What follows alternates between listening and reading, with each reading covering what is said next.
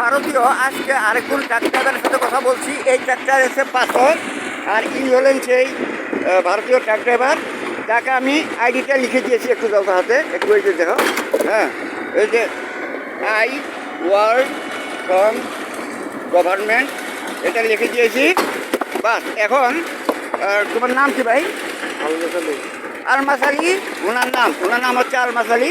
আচ্ছা, এখন ভারত থেকে নায়ক শাহরুখ খান তোমাকে টেলিফোন করবে যে আমার সাথে সাক্ষাৎ হয়েছিল, খুব ভালো হয়েছে।